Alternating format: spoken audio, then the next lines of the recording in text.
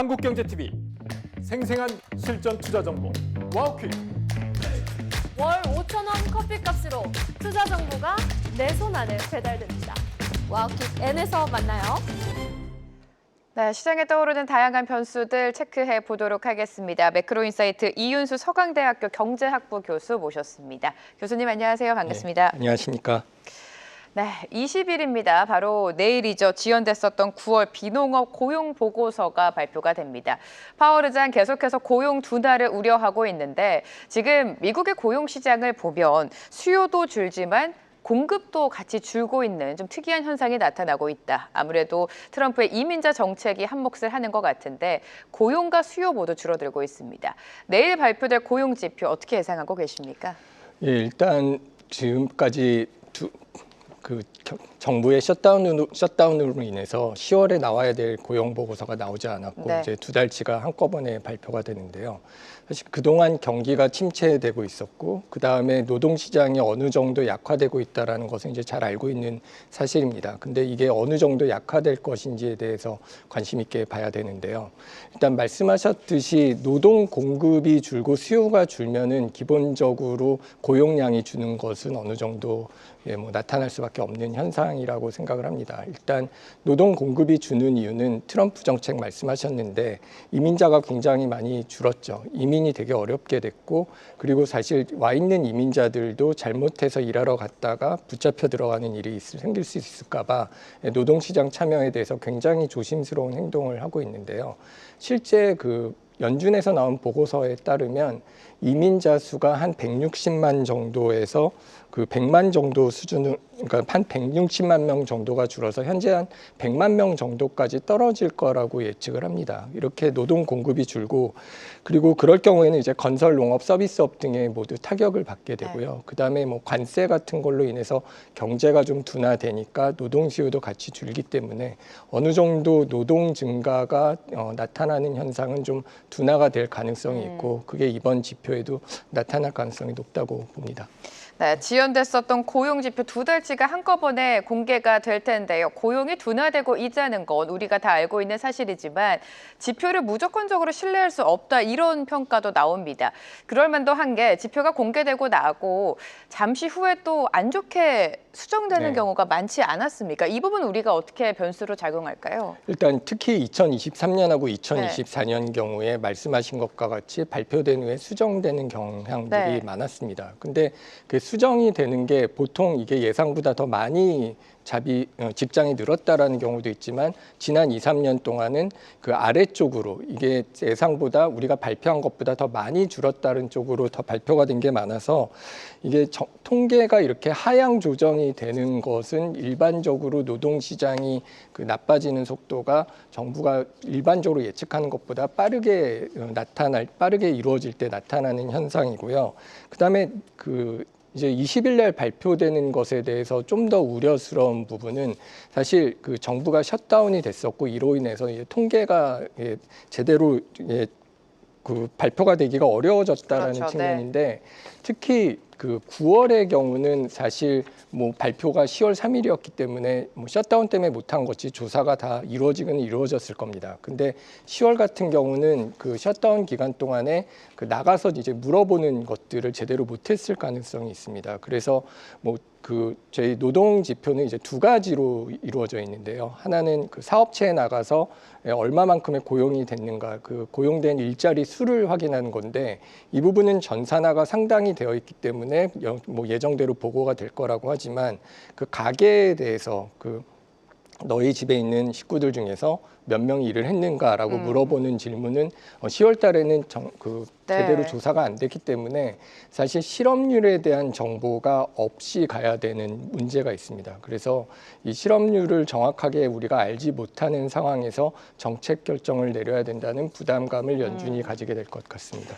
10월 고용보고서는 가계조사는 빼고 진행이 됩니다. 그러니까 실업률이 누락이 된다는 거죠. 고용지표 연준이 어떤 결정을 내릴지는 또 지켜보셔야 될 것 같은데 이런 와중에 해싯 국가경제위원장은 AI로 인해서 노동시장 악화가 더 가속화될 수도 있다. 이런 우려를 내비쳤습니다. 신규 채용이 지연되고 있고 실질적으로 젊은 층에 지금 고용이 AI로 인해서 많이 둔화가 되고 있다고 하는데 이 부분도 좀 체크를 해주실까요? 일단 AI가 미국 노동시장에서 굉장히 많이 쓰이고 있는 건 사실입니다. 네. 한 뭐 회사에 대해서 그 각각 조사를 해보니까 한 20에서 40% 정도의 노동자들이 AI를 업무에 활용하고 있다라고 말을 하고 있고요. 특히 사무직이나 프로그래머 등 좀 전문직에서 이런 AI 사용이 늘어나고 있습니다. 그리고 AI를 많이 사용하는 직종일수록 실업에 노출되는 영향이 크다라는 보고도 나와 있는 상황이기 때문에 AI가 이제 경제에서 노동시장의 둔화에 영향을 미치고 있는 것은 어느 정도 사실일 가능성이 높습니다. 다만 이게 거시적으로 총 고용에 굉장히 큰 영향을 미쳤는가에 대해서는 사실 증거가 나와 있는 게 없고요. 다만 이 AI가 노출도가 높아짐에 따라서 생산성이 오르기는 하지만 일부 사람들은 영향을 받을 수 있고요. 특히 이런 일이 나타나는 게 젊은 일자리, 그러니까 예를 들면 뭐 법조계 같은 경우에 어쏘가 좀 할 일을 이제 매니저들이 할 수 있다든지 하는 일이 늘어나면서 그 청년 고용이 2025년 7월에 53.1%로 1년 전보다 조금 줄어들었고요. 청년 실업률도 동기간에 10.8%로 이거는 약 1%포인트 상승한 거기 때문에 실질적으로 이게 AI의 직접적인 영향인가는 보기 어렵지만 AI 영향을 받는 청년층을 중심으로 일자리의 상승이 좀 느려지고 있다는 것은 분명하게 자료에도 나타나고 있는 것 같습니다.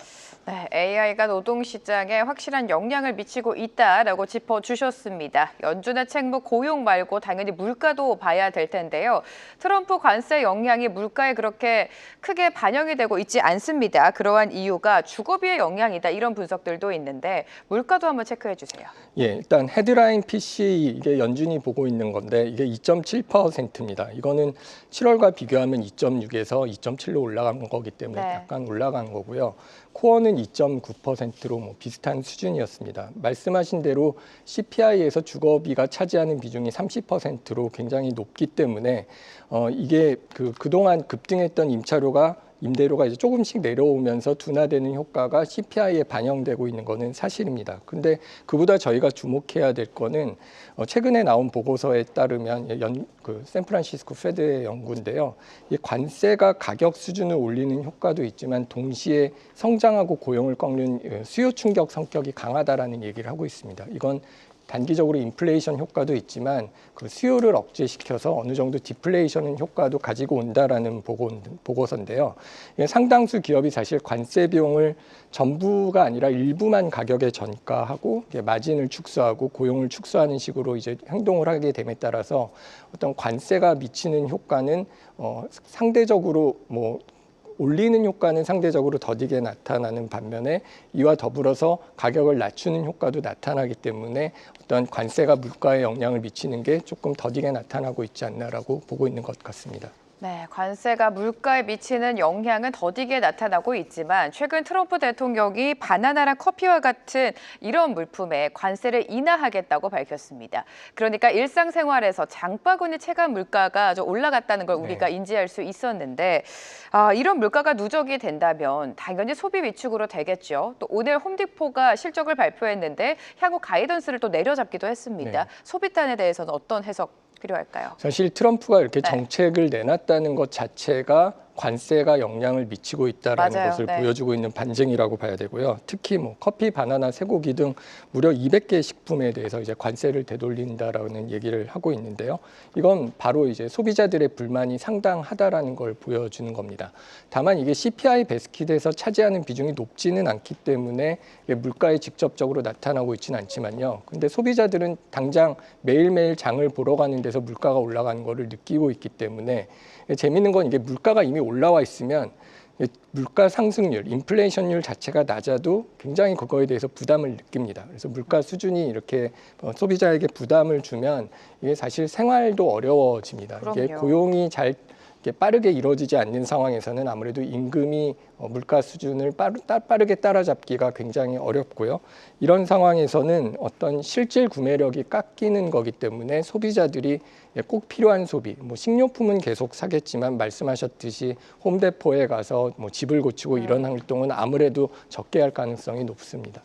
네, 물가 수준이 소비자들에게 부담을 주면 당연히 소비 위축으로 이어지겠죠. 의회 승인이 필요한 부분이지만 트럼프 대통령은 관세 수입을 배당금으로 나눠주겠다 이런 계획을 밝혔습니다. 고소득층 제외하고 일반 국민들에게 지금 1인당 $2,000씩 지급하겠다라는 계획인데 실질적으로 이루어질지가 가장 큰 포인트가 되겠고 만약에 이루어진다면 소비를 확대하는 데 좀 도움을 줄까요?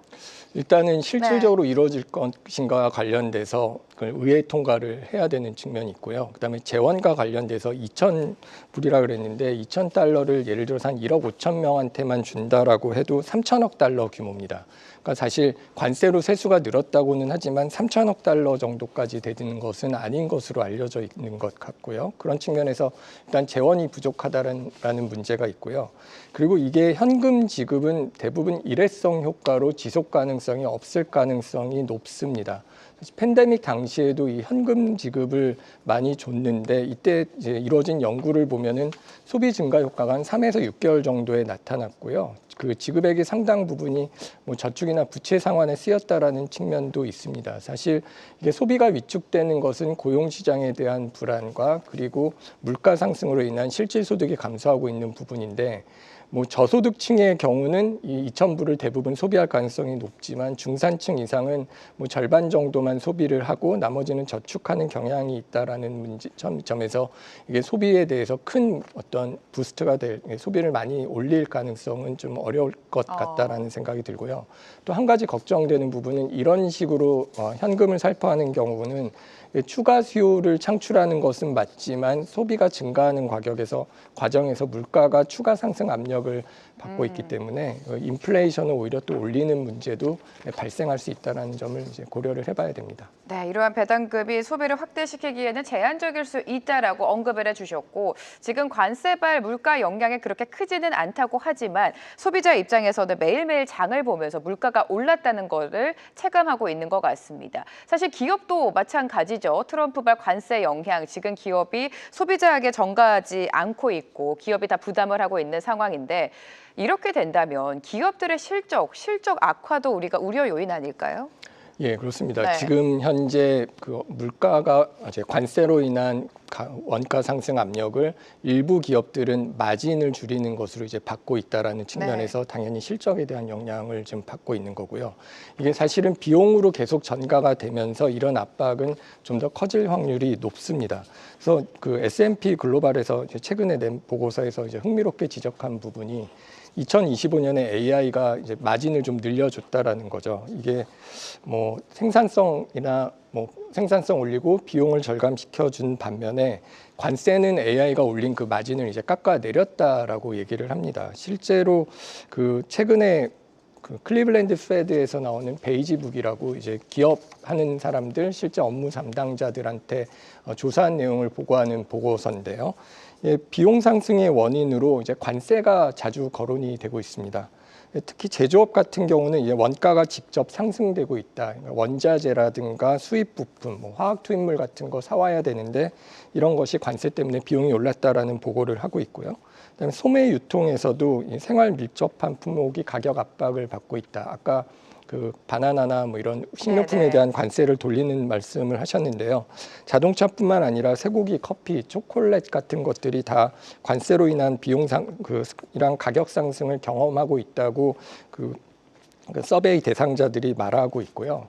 그다음에 일부 해외에서 생산하는 업자들이 있습니다. 이런 사람들은 자기네들이 비용 상승을 압력을 받고는 있지만 이 가격 상승분을 소비자한테 전가시킬 경우에 그 시장 어떤 점유율이 낮춰질 것을 우려해서 고스란히 자기들이 떠안고 있다라는 얘기를 하고 있는데요.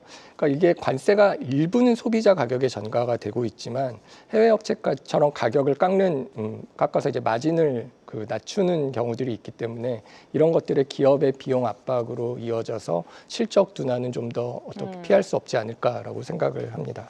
네, 관세가 지속된다면 기업들의 실적 둔화는 피할 수 없을 것이다라고 지적을 해주셨습니다. 자, 이렇게 물가에 대한 우려도 있고 고용에 대한 둔화 속에서 연준, 금리를 결정하는 통화정책 연준의 의견들은 확연하게 엇갈리고 있는 것 같습니다. 시장은 지금 12월 FOMC에서 인하도 인하지만 동결 가능성, 그러니까 50대 50으로 가져가고 있는 것 같은데 교수님께서는 어떻게 예상하십니까? 일단 네. 9월이죠. 9월에 FOMC를 할 때만 해도 12월에도 죄송합니다. 이제 얼마 전 FOMC 때에서만 해도 12월에도 당연히 내릴 그렇죠. 것이다라고 패드와치에서 100% 한 90% 이상의 내리는 것에 대한 예측을 했었는데요. 9월에 두 가지 측면에서 이것에 대한 기대가 좀 바뀐 것 같습니다. 일단 연준 의장이 그 프레스 컨퍼런스 기자회견에서 우리가 나오는 데이터에 대해서 조심스럽게 봐야 되고 물가 상승에 대한 압력이 커졌다. 실제로 그 연준 바로 전에 나왔던 그 CPI나 물가 보고서들이 물가 상승이 소폭 이제 오른 것으로 나타났다라는 게 하나가 있고요. 그다음에 데이터가 없었고 데이터가 좀 불안정한 상황에서 정책을 변경하는 것에는 좀 부담이 크다라는 측면이 있다라는 게 있었고요. 무엇보다 중요한 것은 좀 전에 보여드렸던 점도표를 보시면 이게 말은 내린다고 했지만 이게 내리는 속도가 둔화될 것이다라는 게 그 점도표에 보시면 일단 2025년 그다음에 2026년, 2027년 말에 기준금리가 조금씩 올라왔습니다. 그래서 2025년 말은 이제 3.6%, 2026년은 이제 3.4%, 그다음에 2027년, 28년은 이제 3.1% 수준으로 중간값 기준입니다. 이제 올라왔고요. 그렇게 된 배경에는 점도표에서 예측하는 물가 상승률, 그 인플레이션율도 연준이 이제 목표로 하는 2%가 달성되는 기간이 뒤로 많이 밀려 있습니다. 그래서 실질적으로 인플레이션이 높고 인플레이션 달성 속도가 굉장히 느리게 진행되고 있다는 점에서 그리고 이렇게 느리게 진행되는 게 이번뿐만이 아니라 지난 1년의 기간을 놓고 보면 저희가 예상했던 것보다 연준이 그 물가에 대한 예상은 연준 예상보다 조금씩 올라왔었고 따라서 이자율을 낮추는 시점도 예상보다 이제 늦춰지는 것이 지속되어 왔다라는 점을 생각을 해보면 시장이 어느 정도 당연히 내릴 거라고 예측을 했었던 점에서 12월에 조심스럽다. 이게 한 동결이 될 가능성도 이제 높아졌다라는 측면에서 가장 최근의 숫자는 이제 반반, 50점가에 가까운 수준으로 왔고요. 그런 측면에서는 모르겠습니다. 앞으로 이제 어떤 얘기들이 나올 수 있을지 모르겠지만 저희가 이 시장에서는 여전히 이게 내릴 가능성이 높다라고 예측을 하지만 아마도 그 노동시장 리포트가 굉장히 예상보다 나쁘고 그게 실질적으로 현재의 노동시장을 반영할 가능성이 높다. 그런 점에서 아마 연준은 이번에 노동시장과 관련돼서 이 노동지표가 사실 불확실한 측면이 있을 가능성이 높기 때문에 그와 관련돼서 다른 지표들, 취업률이 얼마나 된다라든가 그다음에 실제로 카드 소비라든가 이런 식으로 고용과 관련된 지표들을 같이 고려해서 이렇게 고용시장이 악화되고 있는 게 예상보다 나쁘다라는 확신이 있지 않으면 사실은 저는 동결에 대한 가능성을 너무 낮게 잡아서는 안 된다라고 생각을 합니다. 네, CME 패드워치도 12월 FOMC 동결 가능성을 51%로 올려 잡았습니다. 물론 발표되는 고용 지표를 확인해 봐야겠지만 동결 시나리오도 우리가 봐야 되는 걸 것 같습니다. 자, 12월의 결정도 중요하지만 이러한 금리 인하 사이클이 언제쯤 끝날지 내년도의 최종적인 금리 어느 정도로 예상하고 계십니까? 일단 내년까지는 많이 내려가기는 힘들 것 같다라는 생각을 합니다. 12월에 한 번 내리기는 해도 일단 저희 말보다는 그 연준에서 그 직접 이자율을 결정하는 사람들의 의견이 가장 중요할 것 같은데요. 그게 가장 최근에 나온 게 이제 9월 점도표죠. 9월 점도표에 보면은 지금 보시는 그래프에서 그 맨 아래 그 연준의 기준 금리가 이제 페더럴 펀드 레이트입니다. 그게 이제 올해 3.6을 중간값으로 잡고 있고 내년은 이제 3.4로 잡고 있지 않습니까? 그러면 현재 기준 금리가 이제 3.75에서 4% 정도라고 보면은 내년 말로 기준으로 이제 3.4라는 얘기는 2번 정도 내릴 수 있다라는 얘기죠. 2번에서 3번 정도가 이제 맥시멈 내린다라는 거를 볼 때 12월에 어떻게 되건 간에 내년 정도 됐을 때 기준금리는 뭐 한 3.5, 3.25에서 3.5 수준을 이제 정도를 본다라고 하면은 그 연준의 인하 속도가 뭐 굉장히 우리가 예측하는 것보다 느리게 진행될 가능성이 네. 높다라고 봐야 될 것 같습니다. 연준의 금리 인하 횟수가 시장 기대보다는 느리게 진행될 것이다. 이렇게 예상하고 계신데, 자, 이렇게 예상보다 중금리가 지속이 된다면 금리의 부작용은 없을지가 궁금해지고요. 최근에 또 사모펀드 대출 우려도 떠올랐고 AI 기업과 관련해서 회사채 발행도 늘고 있다. 이런 우려가 지적이 되기도 했습니다. 이 부분 어떻습니까? 사실 금리가 빠르게 내려가면 지금같이 뭐 부채가 많은 경우에는 그게 어느 정도 시간을 벌어줄 수 있을 거고요. 지금 시장 참여자의 상당수는 사실 금리가 좀 빠르게 내려갈 것이라고 예측을 하고 있었습니다. 근데 사실 작년 9월에만 해도 이제 비컷에서 시작하면서 금리가 내려갈 거라고 예측을 했는데 그 속도보다 더디게 되고 있는데요. 최근에 그 오라클에서 그 기업의 CDS 프리미엄이 굉장히 올라가는 일이 있었습니다. 근데 이게 이렇게 금리가 오래 가면 어떤 채권이나 그 기업 부채가 리파이낸싱을 할 때마다 이자 부담이 계속 누적되는 문제가 있고요. 이럴 경우에는 이제 디폴트율이 상승할 뿐만 아니라 펀드 환매나 유동성 경색 위험이 이제 커지는 문제가 있습니다.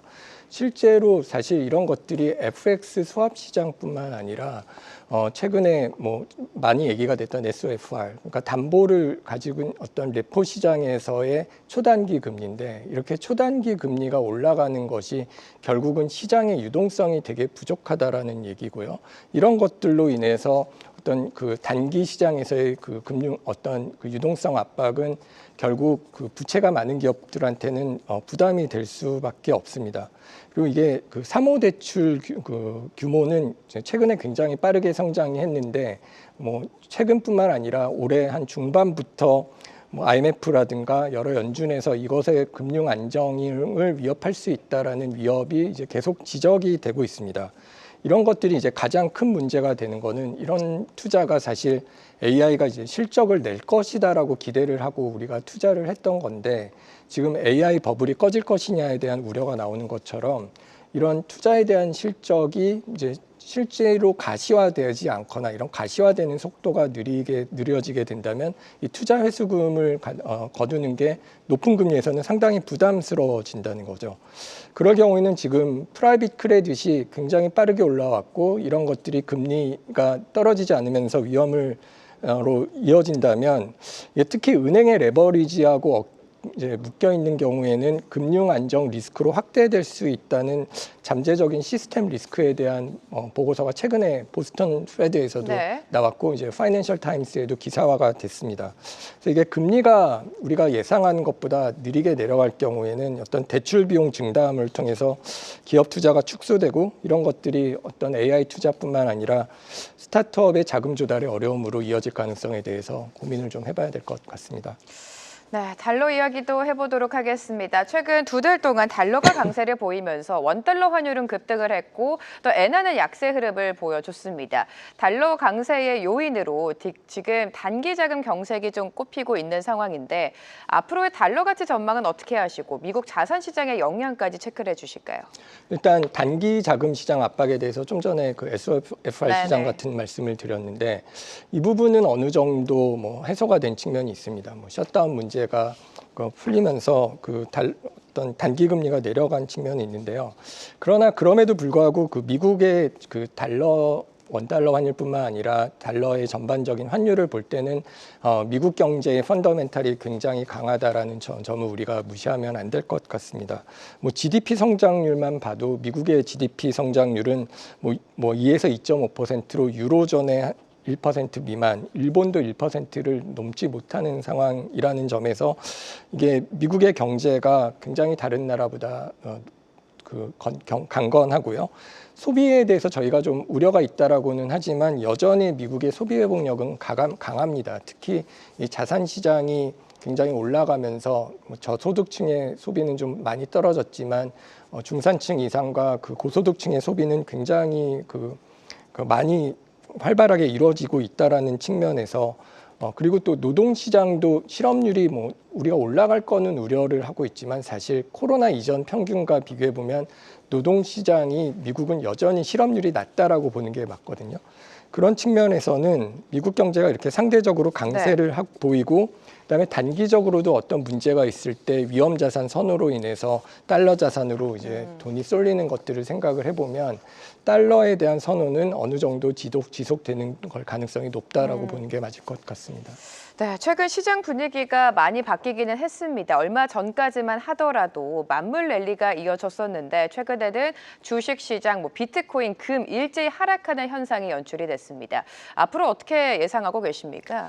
사실 이 만물 랠리를 가지고 왔던 통화 정책의 완화나 재정 정책 그리고 AI 사이클, 위험 자산이 전반적으로 네. 올라가는 게 사실 이 세 가지가 모두 꺾이고 있습니다. 뭐 금도 어느 정도 꺾였고 이게 뭐 계속될지는 이제 두고 봐야 되겠습니다만은 반면에 비트코인 같은 것들은 리스크 오프 현상에서 빠르게 조정이 됐는데요. 그다음에 AI가 과연 실적을 가지고 올 것인가에 대한 우려도 어느 정도 되고 있고 재정 확대도 지속될 것인지에 대해서는 의문점이 좀 있습니다. 그리고 최근에 이런 것들 외에 비은행 대출이 시장의 위험이 될 수 있다라는 우려들이 있기 때문에 이게 모든 게 계속 오르는 것은 사실 쉽지 않을 것 같고요. 네. 이 중에서 특정적으로 정말로 실적을 보인다든가 가능성이 높은 자산들 아니면 그동안 소외됐던 자산들의 가치가 는 오를 수 있고 이게 모든 것이 한꺼번에 오르는 현상이 지속되기는 힘들다고 봐야 될 것 같습니다.